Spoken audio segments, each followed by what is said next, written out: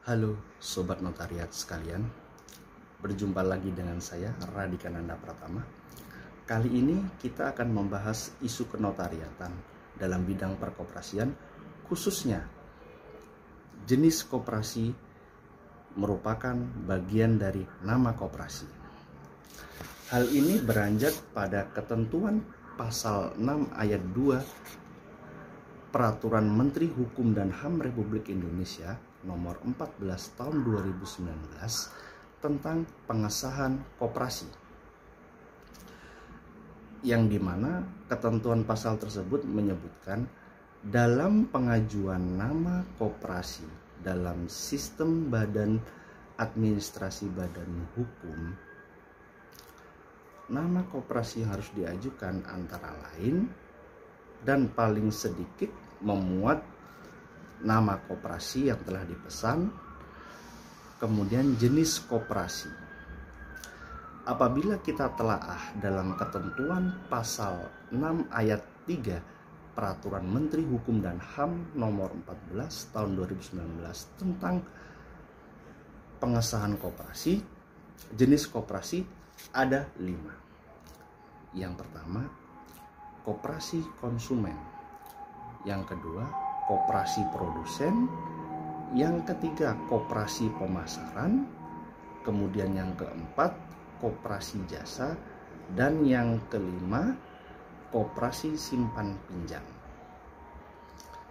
Hal ini berkaitan dengan pencantuman nama koperasi dalam pasal 1 ayat 1 Anggaran Dasar Koperasi pada umumnya.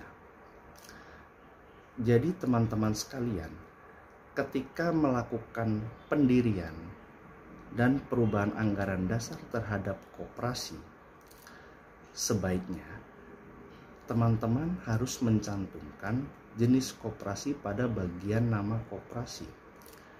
Karena mengapa? Hal ini berkaitan dengan integrasi antara sistem online database milik Kementerian Koperasi dan Usaha Kecil dan Menengah Republik Indonesia, kemudian sistem administrasi badan hukum milik Kementerian Hukum dan HAM, dan sistem OSS RBA. Hal ini berkaitan pertama terkait nama koperasi yang akan tercantum dalam sertifikat nomor induk koperasi.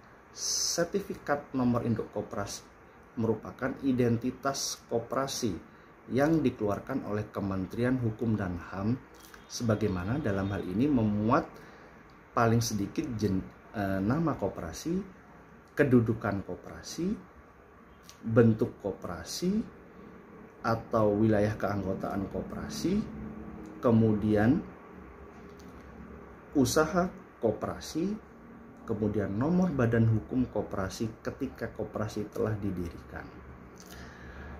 Kemudian antara sistem administrasi badan hukum dengan ketentuan anggaran dasar koperasi terkait jenis koperasi, hal ini akan berdampak pada nama dalam pengesahan baik koperasi itu didirikan atau koperasi tersebut melakukan perubahan anggaran dasar, yang mana dalam hal ini outputnya adalah berupa pengesahan anggaran dasar apabila terjadi perubahan terhadap bidang usaha koperasi atau terdapat penggabungan atau peleburan satu koperasi ke koperasi lain dan pembubaran koperasi.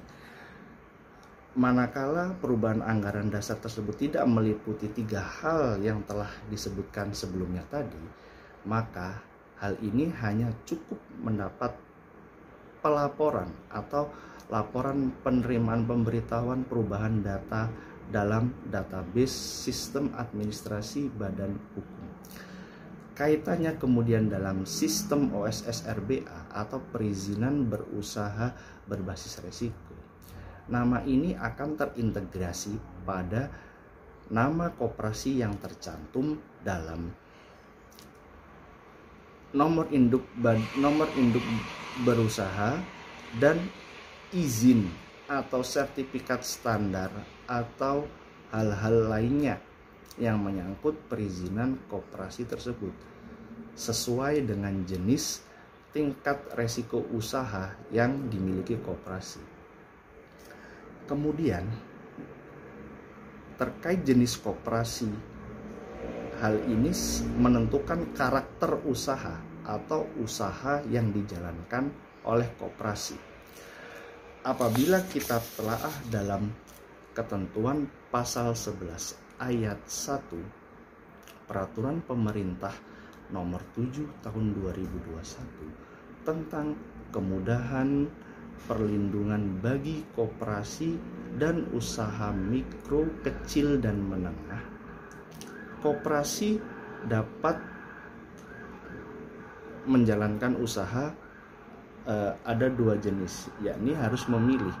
Koperasi harus memilih menjalankan sebagai tunggal usaha, semisal dalam hal ini koperasi menjalankan usaha koperasi simpan pinjam, yang mana hal ini sangat dimungkinkan dengan jenis koperasi sebagaimana dalam ketentuan pasal 6 ayat 3 Peraturan Menteri Hukum dan HAM nomor 14 tahun 2019 tentang pengesahan koperasi.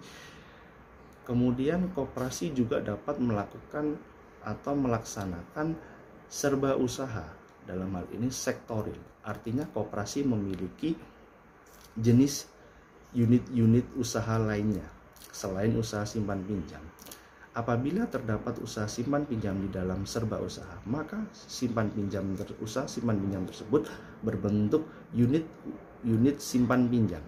Di samping ada usaha unit perdagangan umum atau unit aktivitas usaha penyewaan barang dan jasa atau lainnya.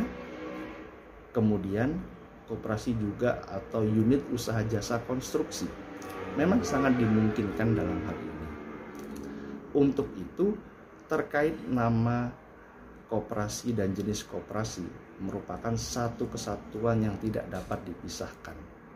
Oleh karena itu, hal ini agar selaras dengan nama koperasi yang tercantum dalam 1. Anggaran dasar koperasi yang sebagaimana pada umumnya terletak pada ketentuan pasal 1 ayat 1 Anggaran Dasar Koperasi dalam akta notaris.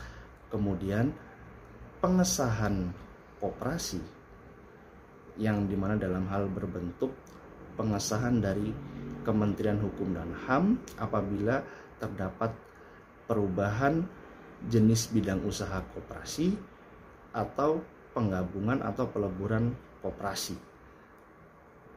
Kemudian dalam sistem ODS. ODS ini adalah sistem online database milik Kementerian Koperasi dan Usaha Kecil dan Menengah Republik Indonesia, yang dimana memuat data terkait koperasi telah terdaftar dan tercatat dengan nomor induk kependudukan sebagai identitas koperasi, selain terdapat anggaran dasar sebagai bukti koperasi tersebut telah lahir. Yang terakhir, integrasi dengan sistem OSS.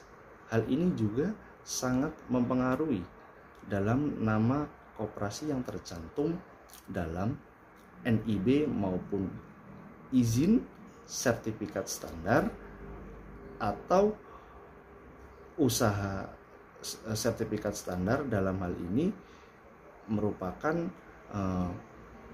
terkait sesuai tingkat jenis resiko usaha koperasi yang dijalankan atau dilaksanakan. Semoga bermanfaat. Sampai jumpa. Terima kasih.